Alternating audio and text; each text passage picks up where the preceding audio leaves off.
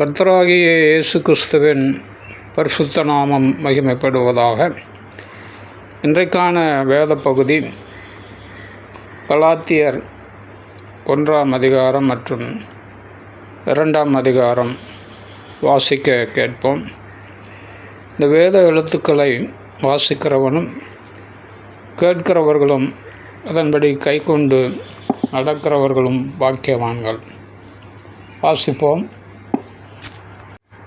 மனுஷராலும் அல்ல, மனுஷன் மூலமாயும் அல்ல, இயேசு கிறிஸ்துவினாலும் அவரை மரித்தோரிலிருந்து எழுப்பின பிதாவாகிய தேவனாலும் அப்போஸ்தலனாயிருக்கிற பவுலாகிய நானும் என்னுடனே கூட இருக்கிற சகோதரர் எல்லாரும் கலாத்தியா நாட்டிலுள்ள சபைகளுக்கு எழுதுகிறதாவது: பிதாவாகிய தேவனாலும் நம்முடைய கர்த்தராகிய இயேசு கிறிஸ்துவினாலும் உங்களுக்கு கிருபையும் சமாதானமும் உண்டாவதாக. அவர் நம்மை இப்பொழுது இருக்கிற பொல்லாத பிரபஞ்சத்தினின்று விடுவிக்கும்படி நம்முடைய பிதாவாகிய தேவனுடைய சித்தத்தின்படியே நம்முடைய பாவங்களுக்காக தம்மைத்தாமே ஒப்பு கொடுத்தார். அவருக்கு என்றென்றைக்கும் உள்ள சதா காலங்களிலும் மகிமை உண்டாவதாக. ஆமென். உங்களை கிறிஸ்துவின் கிருபையினாலே அழைத்தவரை நீங்கள் இவ்வளவு சீக்கிரமாக விட்டு வேறொரு சுவிசேஷத்திற்கு திரும்புகிறதை பற்றி நான் ஆச்சரியப்படுகிறேன். வேறொரு சுவிசேஷம் இல்லையே. சிலர் உங்களை கலகப்படுத்தி கிறிஸ்துவனுடைய சுவிசேஷத்தை புரட்ட மனதாக இருக்கிறார்களே அல்லாமல் வேறல்ல. நாங்கள் உங்களுக்கு பிரசங்கித்த சுவிசேஷத்தை அல்லாமல் நாங்களாவது வானத்திலிருந்து வருகிற ஒரு தூதனாவது வேறொரு சுவிசேஷத்தை உங்களுக்கு பிரசங்கித்தால் அவன் சபிக்கப்பட்டவனாய் இருக்க கடவன். முன் சொன்னது போல மறுபடியும் சொல்லுகிறேன். நீங்கள் ஏற்றுக்கொண்ட சுவிசேஷத்தை அல்லாமல் வேறொரு சுவிசேஷத்தை ஒருவன் உங்களுக்கு பிரசங்கித்தால் அவன் சபிக்கப்பட்டவனாய் இருக்க கடவன். இப்பொழுது நான் மனுஷரையா தேவனையா யாரை நாடி போதிக்கிறேன்? மனுஷரையா பிரியப்படுத்த பார்க்கிறேன்? நான் இன்னும் மனுஷரை பிரியப்படுத்துகிறவனாயிருந்தால் நான் கிறிஸ்துவின் ஊழியக்காரன் அல்லவே. மேலும் சகோதரரே, என்னால் பிரசங்கிக்கப்பட்ட சுவிசேஷம் மனுஷருடைய யோசனையின்படியானதல்ல என்று உங்களுக்கு தெரிவிக்கிறேன். நான் அதை ஒரு மனுஷனால் பெற்றதுமில்லை, மனுஷனால் கற்றதுமில்லை. இயேசு கிறிஸ்துவே அதை எனக்கு வெளிப்படுத்தினார். நான் யூத மார்க்கத்தில் இருந்தபோது என்னுடைய நடவடிக்கையை குறித்து கேள்விப்பட்டிருப்பீர்கள். தேவனுடைய சபையை நான் மிகவும் துன்பப்படுத்தி அதை பாழாக்கி என் ஜனத்தாரில் என் வயதுள்ள அநேகரை பார்க்கலும் யூத மார்க்கத்தில் தேறினவனாய் என் பிதாக்களுடைய பாரம்பரிய நியாயங்களுக்காக மிகவும் பக்தி வைராக்கியமுள்ளவனாய் இருந்தேன். அப்படியிருந்தும் நான் என் தாயின் வயிற்றில் இருந்தது முதல் என்னை பிரித்தெடுத்து தம்முடைய கிருபையினால் அழைத்த தேவன் தம்முடைய குமாரனை நான் புறஜாதிகளிடத்தில் சுவிசேஷமாய் அறிவிக்கும் பொருட்டாக அவரை எனக்குள் வெளிப்படுத்த பிரியமாயிருந்தபோது உடனே நான் மாம்சத்தோடும் இரத்தத்தோடும் யோசனை பண்ணாமலும் எனக்கு முன்னே அப்போஸ்தலரானவர்களிடத்தில் எருசலேமுக்கு போகாமலும் அரபி தேசத்திற்கு புறப்பட்டு போய் மறுபடியும் தமஸ்கூருக்கு திரும்பி வந்தேன். 3 வருஷம் சென்ற பின்பு பேதுருவை கண்டுகொள்ளும்படி நான் எருசலேமுக்கு போய் அவனிடத்தில் 15 நாள் தங்கியிருந்தேன்.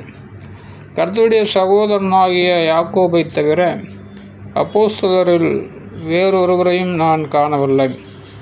நான் உங்களுக்கு எழுதுகிற இவைகள் பொய்யல்லவென்று தேவனுக்கு முன்பாக நிச்சயமாய் சொல்லுகிறேன். பின்பு சீரியா சிலிசியா நாடுகளின் புறங்களில் வந்தேன். மேலும் யூதேய தேசத்தில் கிறிஸ்துவுக்குள்ளான சபைகளுக்கு முகமறியாதவனாயிருந்தேன்.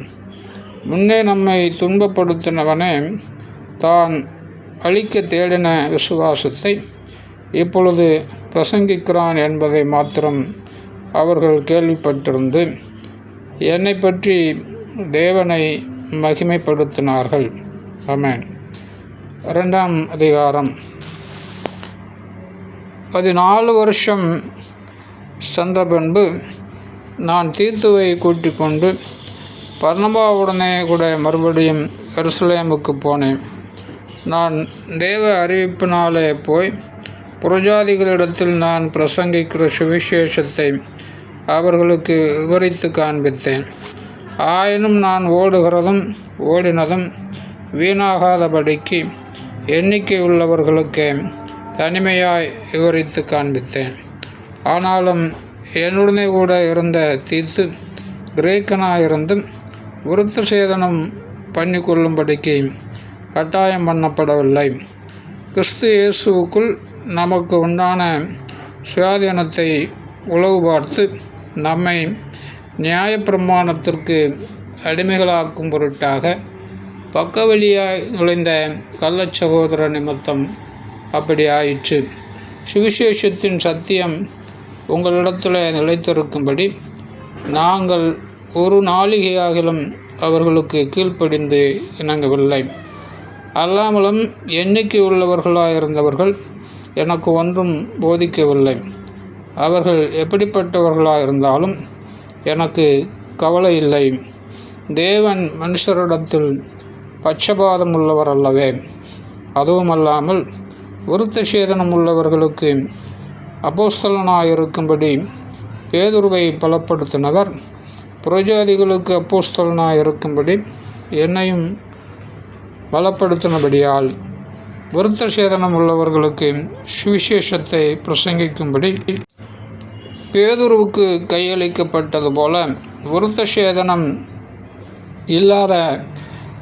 இல்லாதவர்களுக்கு பிரசங்கிக்கும்படி அது எனக்கும் கையளிக்கப்பட்டதென்று அவர்கள் கண்டு எனக்கு அளிக்கப்பட்ட கிருபையை அறிந்தபோது தூண்களாக எண்ணப்பட்ட யாக்கோபும் கேபாவும் யோவானும் தாங்கள் விருத்த சேதனம் உள்ளவர்களுக்கும் நாங்கள் புறஜாதிகளுக்கும் பிரசங்கிக்கும்படி அந்யோன்ய ஐக்கியத்திற்கு அடையாளமாக எனக்கும் பர்னபாவுக்கும் வலதுகை கொடுத்து தரித்திரரை நினைத்து கொள்ளும்படிக்கு மாத்திரம் சொன்னார்கள்.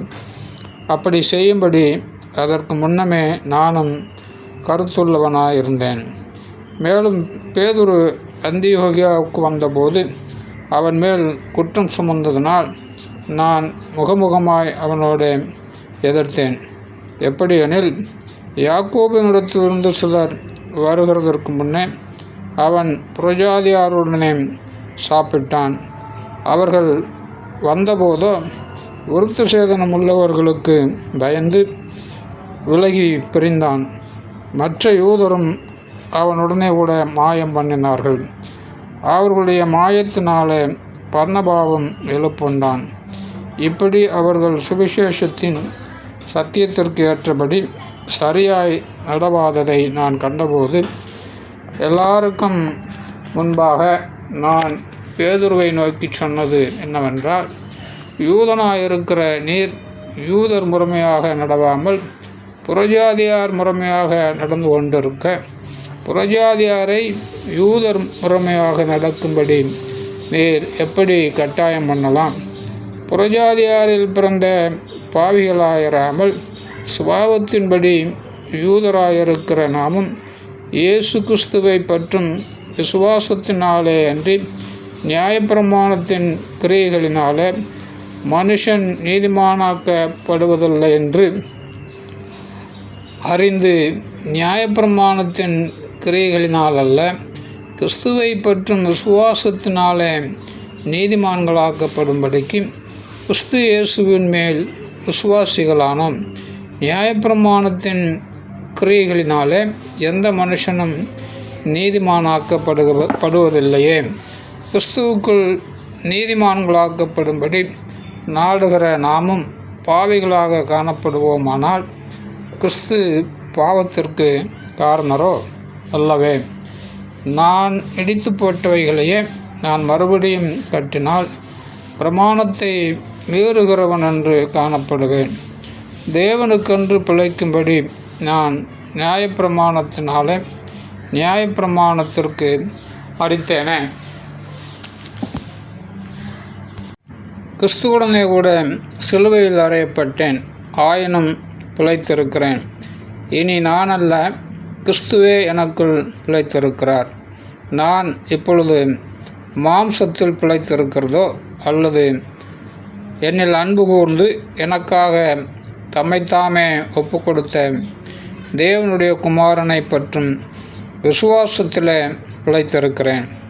தேவனுடைய கிருபையை விருதாவாக்குகிறதில்லை. நீதியானது நியாயப்பிரமாணத்தினாலே வருமானால் கிறிஸ்து மரித்தது வீணாயிருக்குமே. ஆமென்.